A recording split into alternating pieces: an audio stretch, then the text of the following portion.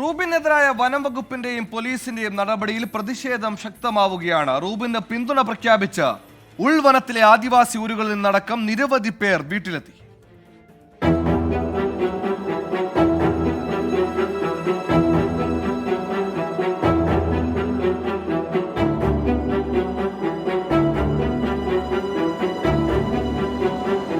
Chalakudy judicial first class മജിസ്ട്രേറ്റാണ് 24 Athirappilly reporter Rubin ലാലിന്റെ ജാമ്യാപേക്ഷയിൽ ഇന്ന് വിധി പറയുക.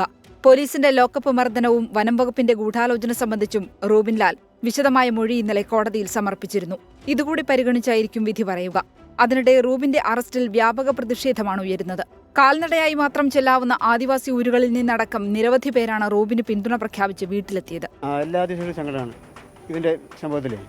അതിലൊക്കെ എല്ലാ ആദിവാസികളും ഉണ്ട്, ഉപദ്രവം കൊടുക്കാറുണ്ട്. ഇപ്പോൾ പണ്ട് മുതൽ മത്തിയടിക്കലാളും എല്ലാ ആദിവാസികളും ശേഖരിക്കും, എല്ലാം സ്വീകരിക്കുക, എല്ലാ കാര്യവും ആശുപത്രി ആയാലും ഏത് കാര്യം ഓടിയെത്തുന്നതാണ്. വനം വകുപ്പിന്റേത് പ്രതികാര നടപടിയെന്ന് അതിരപ്പള്ളി ജനത ഒന്നാകെ പറയുന്നു. ഞങ്ങൾ അവിടെ നിന്ന് വിളിച്ച പാതിരാത്രിയെങ്കിലും റൂബി വരും, ആദിവാസിക്ക് വേണ്ടി ജീവൻ വിട്ട് വരും. ഒട്ടോര കാര്യങ്ങൾ നല്ല ചെയ്യുന്നുണ്ട് ആദിവാസി. അത് പോസ്റ്റാർ പിടിച്ചുകൊണ്ട് പോയത് ഞങ്ങൾക്ക് ഭയങ്കര വിഷമമാണ് ആദിവാസി. അർദ്ധരാത്രിയിൽ ആരെയും അറിയിക്കാതെയുള്ള അറസ്റ്റിന്റെ ഞെട്ടൽ മാറിയിട്ടില്ല അമ്മ രജനി മണിലാലിന്.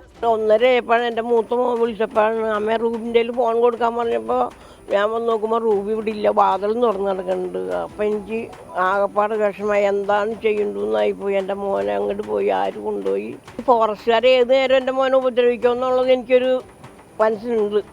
റൂബിനെതിരെ കള്ളക്കേസെടുത്ത വനംവകുപ്പ് നടപടിക്കും ഒത്താശ ചെയ്ത പോലീസിനെതിരെയും ശക്തമായ പരസ്യ പ്രതിഷേധത്തിന് ഒരുങ്ങുകയാണ് ആദിവാസി വിഭാഗങ്ങളും പരിസ്ഥിതി സംഘടനകളും.